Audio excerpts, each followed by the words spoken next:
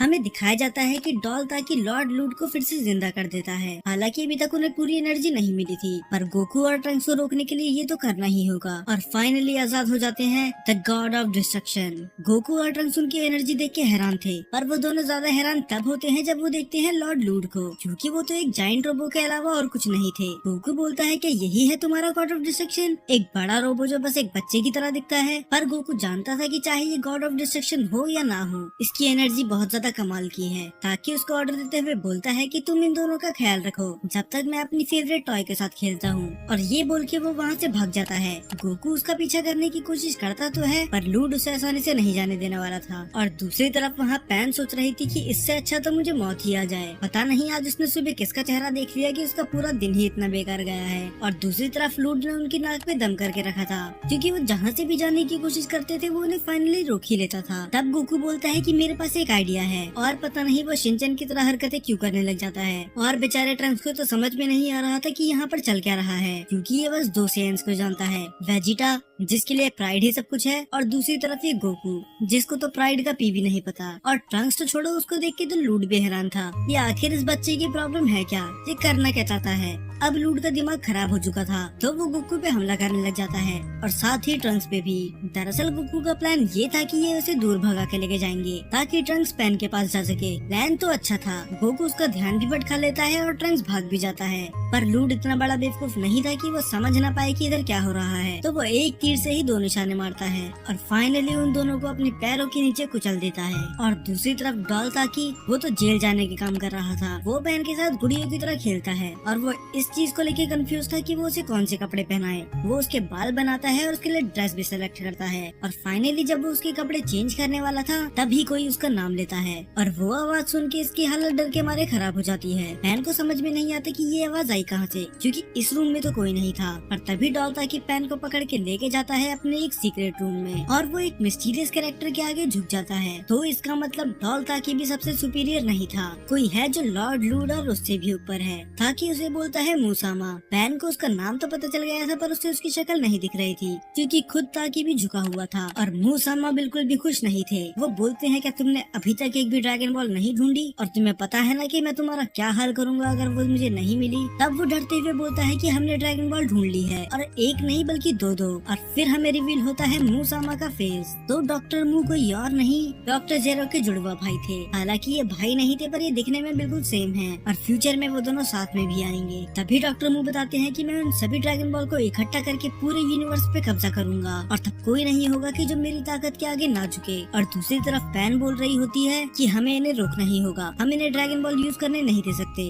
वरना अर्थ का नामो निशान ही मिट जाएगा। पर अफसोस ये पैन को नहीं सुन सकते। फाइनली अब डॉक्टर मू थोड़ा खुश थे, और वो बोलते हैं कि जल्दी से मुझे वो दोनों ड्रैगन बॉल भेज दो। और तब डॉल ताकि उसे बताता है कि माफ करना, उसमें थोड़ा टाइम लग सकता है, क्योंकि दो लोगों ने तो हम पे हमला कर दिया है और वो ड्रैगन बॉल के पीछे पड़े हुए हैं। पर आप चिंता मत करो, क्योंकि लूड उनको संभाल लेगा। और ये सुन के तो डॉक्टर मू को और ज्यादा गुस्सा आने लग जाता है कि तुम्हारा मतलब क्या है कि लूड उन्हें संभाल लेगा। अब ये मत कहना तुमने उसे बिना पावर दिए ही एक्टिवेट कर दिया था। अब ताकि समझाने की कोशिश करता है कि हाँ, फिलहाल अभी लूड के पास उसकी पूरी पावर नहीं है, पर वो उन दोनों को संभाल लेगा। और वो टीवी पे उन्हें लाइव प्रूफ भी दिखाता है। उधर तो अब लूड की हालत खराब होने वाली थी, क्योंकि ट्रंक्स और गोकू दोनों ही बन जाते हैं सुपर सेयन, और वो उसके पैर के नीचे से आराम से निकल जाते हैं, और वो दोनों ही उसको बहुत बुरी तरह से मारते हैं। पर वो था तो एक रोबो ही, तो उसे क्या ही फर्क पड़ने वाला था। तो वो 5 सेकंड बाद फिर से खड़ा हो जाता है, और वो अपनी नई नई ट्रिक्स दिखा के उन्हें हैरान भी करता है। गोकू और ट्रंक्स दोनों ही थोड़ा हैरान थे कि हम मानते हैं कि इसमें पावर बहुत ज्यादा है, पर ये इसका यूज करना नहीं जानता।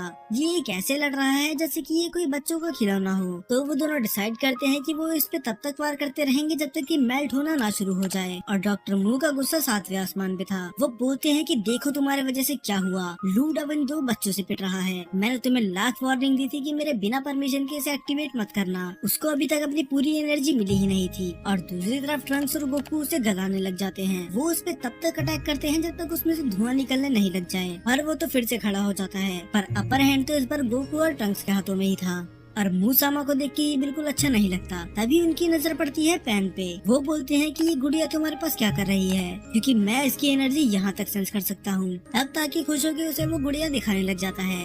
ये भी उन बच्चों के साथ इधर आई थी, पर ये उनसे कहीं ज्यादा सुंदर थी, तो मैंने ऐसे गुड़िया बना दिया। अच्छी है ना ये। पर तभी डॉक्टर मू बोलते हैं कि इसकी भी बलि चढ़ा दो, क्योंकि इसे सैक्रिफाइस करने के बाद लूड को अपनी पूरी पावर मिल जाएगी। पर ताकि साफ मना कर देता है कि ये मेरी फेवरेट डॉल है, तो मैं इसका कुछ नहीं कर सकता। पैन को बोलते हुए अच्छा तो नहीं लग रहा था, पर वो खुश थी कि अभी वो इसके साथ है, क्योंकि अब उसे मरना नहीं है। अब डॉल ताकि की हरकतें देख के मूसामा को और भी ज्यादा गुस्सा आ जाता है, तो वो पैन के साथ साथ उसे भी डॉल बना देते हैं और उन दोनों को ही यूज करते हैं लूड के पावर अप के लिए। वो नोटिस करते हैं कि पैन की डॉल वहाँ पर उड़ते हुए आई है और वो उस डॉल के पास जाने की कोशिश करते हैं, पर उन्हें नहीं पता था कि पैन की आत्मा तो अब इससे निकल चुकी है और वो सीधा जाती है लॉर्ड लूड के पास, जिसका एनर्जी लेवल अब फुल हो चुका था और वो धीरे धीरे ट्रांसफॉर्म करने लग जाता है, क्योंकि शायद अब वो एक ऐसी फॉर्म अचीव कर ले जिसे कोई भी सेयन ना रोक पाए। फाइनली लूड को उसकी अपनी पूरी पावर मिल चुकी थी और उसके बस एक लेजर ही काफी थी पूरी जगह तबाह करने के लिए। ये देख के तो खुद गोकू और ट्रंक्स भी डर चुके थे कि आखिर इसमें कितनी पावर है, और डॉक्टर जीरो को पता था कि अब उनकी क्रिएशन कंप्लीट हो चुकी है और उसके गॉड ऑफ डिस्ट्रक्शन को हराना किसी की बस की बात नहीं है। अब लूड उन दोनों पे भारी पड़ रहा था, पर तभी हमें एक स्ट्रेंज जगह पे दिखाई जाती है पैन। वो वहाँ पर अकेली नहीं थी,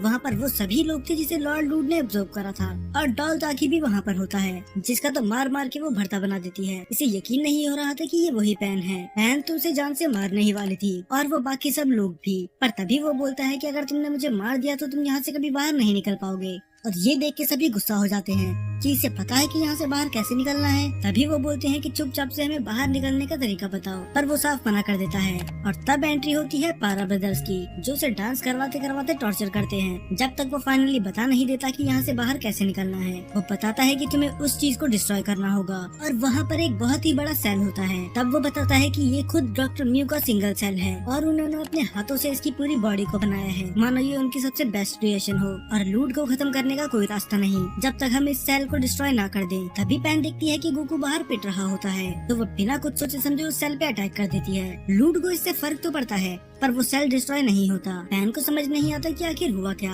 क्योंकि उसने तो अपनी पूरी एनर्जी यूज की थी। तब ताकि बताता है कि ऐसा कुछ नहीं होगा, तुम चाहे कितनी भी एनर्जी लगा लो, तुम उससे बस अंदर से डिस्ट्रॉय नहीं कर सकती, तुम्हें अंदर से और बाहर से दोनों साइड से अटैक करना होगा। अब पैन को समझ नहीं आता कि वो क्या करे, क्योंकि उसे पता तो है कि लॉर्ड लूड को कैसे हराना है, पर ये बात वो गोकू के पास कैसे पहुंचाएगी। और गोकू और ट्रंक्स बाहर बहुत बुरी तरह से पिट रहे थे, और मुझे तो ये समझ में नहीं आता कि ये सुपर सेयन बन के उससे क्यों नहीं लड़ रहे। पैन परेशान होती ही है, पर फिर से आते हैं पारा ब्रदर्स और वो बोलते हैं कि वो अपनी टेलीपैथी से अपना मैसेज उनके पास पहुंचा सकते हैं। अब पैन उन्हीं पे गुस्सा होने लग जाती है कि अगर ऐसा था तो तुमने इतनी देर से मुझे क्यों नहीं बताया। तब वो बताते हैं कि हमें तुमसे डर लग रहा था, तुम बहुत ज्यादा डरावनी हो। पर तब पैन एक स्माइल के साथ बोलती है कि मुझे माफ करना, मैं बस थोड़ा टेंशन में हूँ, तो अब अच्छे बच्चों की तरह मेरा मैसेज उनके पास पहुँचा दो। और ये काम वो करते हैं गाना गा के। पैन को पता होता है कि जोकर से ज्यादा कुछ नहीं है, पर अभी उसे इनकी मदद चाहिए। और फाइनली गोकू को उनका मैसेज मिल जाता है। वो तीनों गाना गा के बताते हैं कि तुम्हें लॉर्ड लूड के चेस्ट पे वार करना है, जहाँ पर उसका हार्ट है, और गोकू वैसा ही करता है।